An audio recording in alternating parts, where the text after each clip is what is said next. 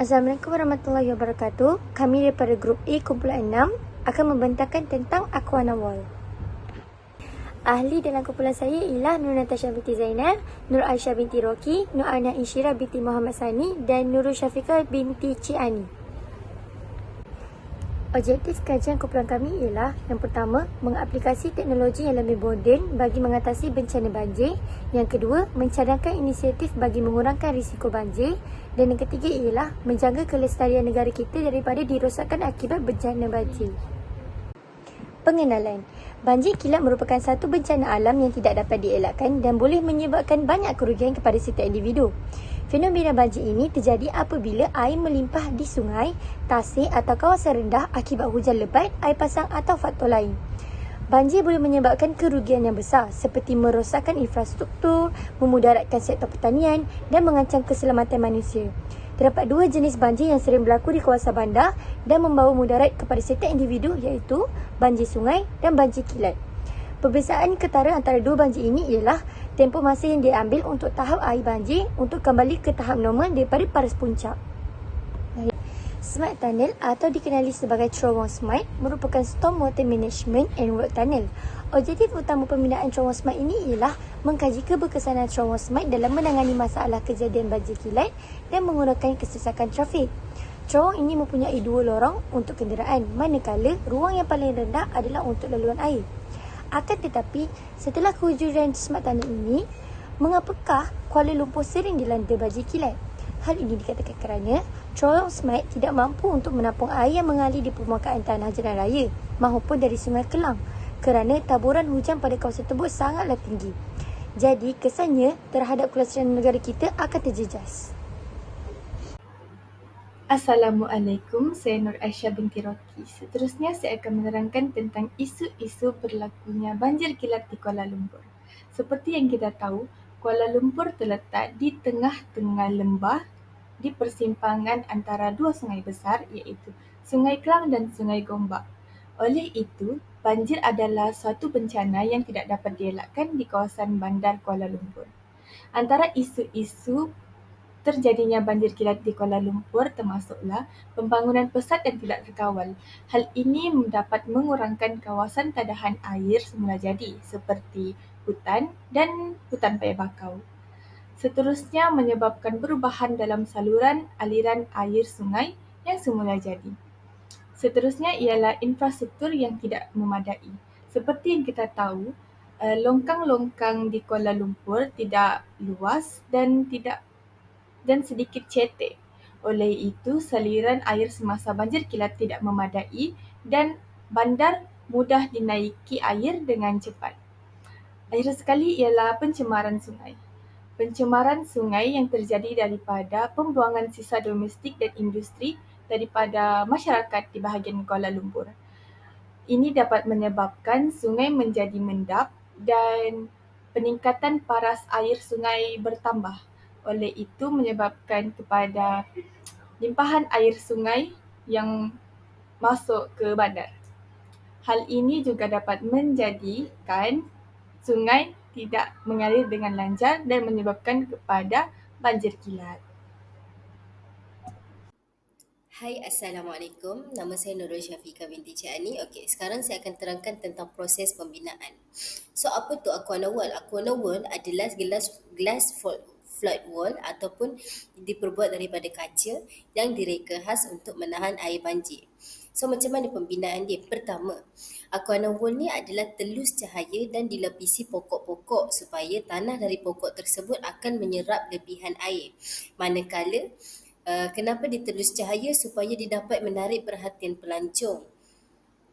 Selain itu, kedua, apabila air banjir datang dan dia mencapai paras 3 meter daripada tanah, sensor akan detect air itu. Lepas tu, flip-flop water barrier yang ada ke atas macam tu akan terbuka secara automatik. So, dia akan naik semacam ni. Selepas tu, air akan masuk kembali sebab air tu macam ni, dia akan masuk balik ke dalam lereng sungai kerana flip-flop water barrier berbentuk separa bulat dan akan naik sebanyak 160 darjah.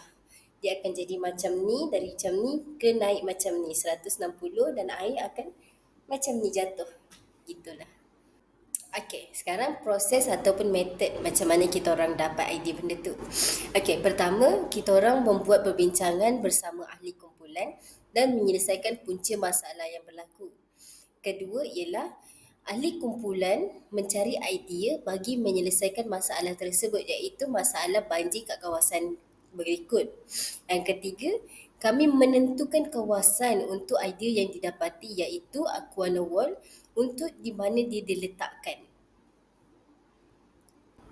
Okey, process method. Yang keempat ialah ukuran bagi Aquana Gate kita orang tentukan dan kita orang memeriksa kawasan persekitaran bagi meletakkan Aquana Gate tersebut. Okey, yang kelima, bahan bagi Aquana Wall ditentukan.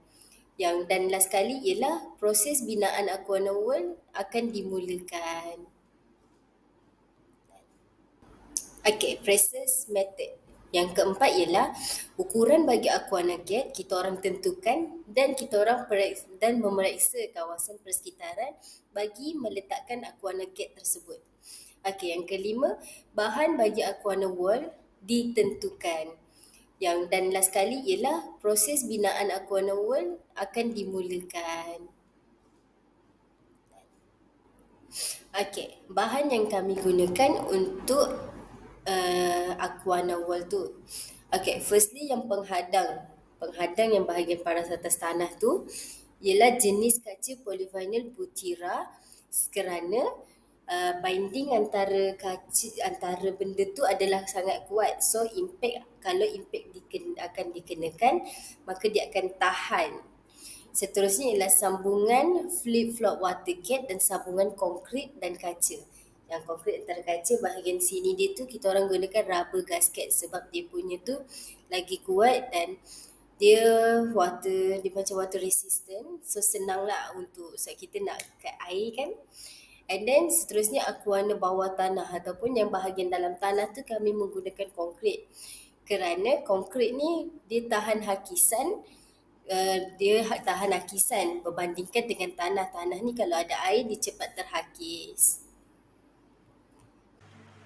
Seterusnya, saya akan membentangkan tentang prinsip operasi. Apabila air banjir menaik dalam lingkungan 3 meter, pintu air kecil di atas dinding akan terbuka daripada sensor yang dikesan. Sensor itu akan mengesan air yang menghampiri paras 3 meter. Pintu air tersebut akan terbuka kepada 160 darjah. Ini menyebabkan air banjir yang melalui sungai tidak terpercik ke bahagian luar.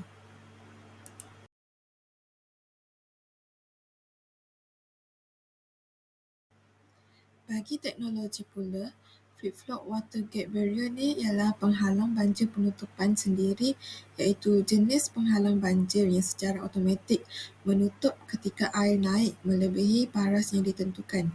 Sistem ini dirancang untuk respon secara automatik terhadap perubahan tinggi air saat terjadi banjir tanpa perlu intervensi manusia.